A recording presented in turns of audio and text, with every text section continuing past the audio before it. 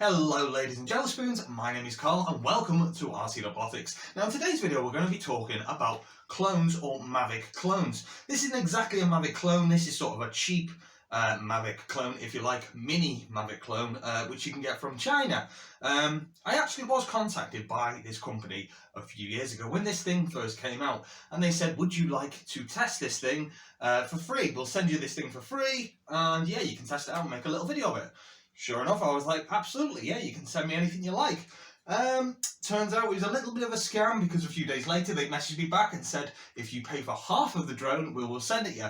Now, at the end of the day, that's not really a sponsorship, is it? That is a discount. So I didn't end up doing it. I didn't end up getting the drone in the end. And then my birthday rolled around last year and my friend gave me this. He said, oh, do you like drones? Here's a drone for your birthday. So, and it's a great little bit of kit for what it is. It's just not as good as the Mavic. So we're going to get it to the bench, get a little close-up, get some close-up of flying, and then we'll try and get some footage from it. So let's go and fly it thing. Watch to the end of the video so you can find out how you can win this very drone and this premium VR headset. This is how the drone comes in its box.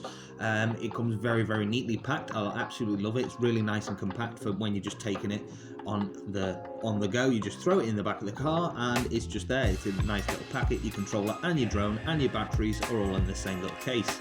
As you can see, it unfolds nice and neatly. Even though it unfolds, it's still really, really small. It's around about the same size as a DJI Spark. But that is where the similarities end. These little batteries are 600 milliamp hour, and I love how they're in this little plastic casing. This keeps them nice and safe from, you know, getting knocked around in the case. And yeah, they just stick straight into the bottom on the back of the drone, and there's no wires to connect. They as soon as you slide it in, they're connected straight directly to the board. And as you can see, yeah, they're inside this little plastic casing. Stops them getting knocked around.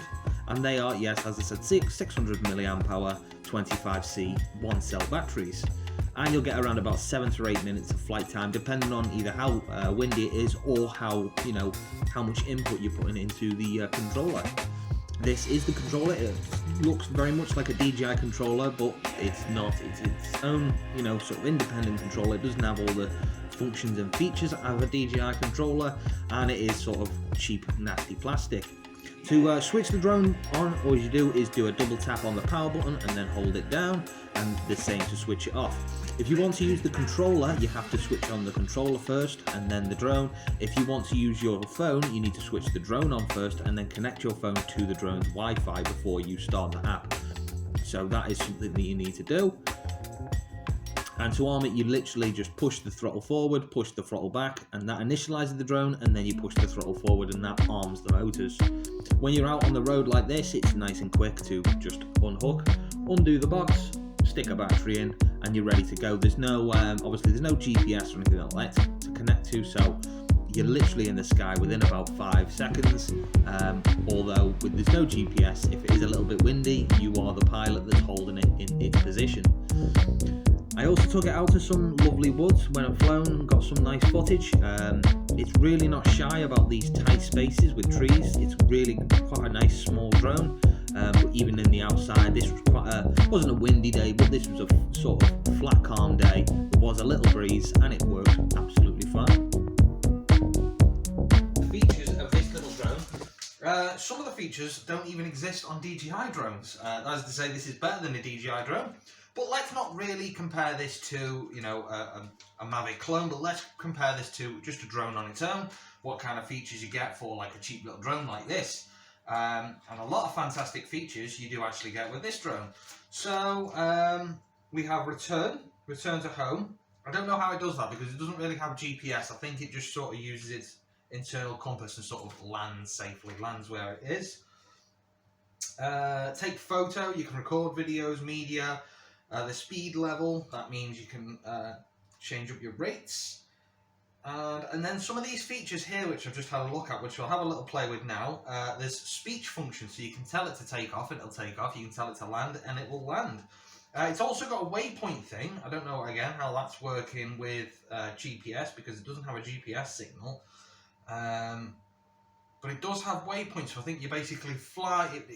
logs how many feet it's flown forward, and then you log that as a waypoint, and then you turn or you make a maneuver, go to your next waypoint, and then you make that a waypoint. And then basically, like one of those old Roma robots, I think that's how it works. It basically it doesn't know the actual waypoint in GPS navigation sense. What it does, it puts the same input into the rotors into the same amount of time. So basically, if you've turned for 2 seconds and then stopped and then gone forward for 2 seconds, again, when you push the waypoint, again, I'm guessing it's going to turn for 2 seconds and then go forward for 2 seconds. It's definitely not going to end up in exactly the same spot because it's not done by GPS. It's done by remembering what you last pushed. But let's try some of these functions. So it just sits there nicely. And then basically we're going to play around with the barometer. So we'll see. We'll get up to a bit of altitude. And then we're going to push down. And as you can hear, the rotor speed is picking up because it knows it's dropping in altitude. So it does have altitude hold. It has a tiny barometer inside it, and if I lift it up, the rotor blades drop. So it does have a fairly decent altitude hold. That is fairly decent for a drone of this size and a drone of this weight, but it does have a little barometer in it. You can do a 360 flip as well. Let's see if we can get away with one of those inside of here.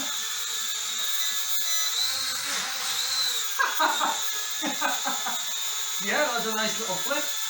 I used to have a DJI Spark, and just like the DJI Spark this, you can pick it out of the air and turn it 90 degrees, and that's like a safe feature which it shuts the motors off. It basically sees that I've been in a crash, I've gone to an over sight level where I'm not supposed to be at this sort of angle, and it shuts the motors off. So that's a little safety feature in there.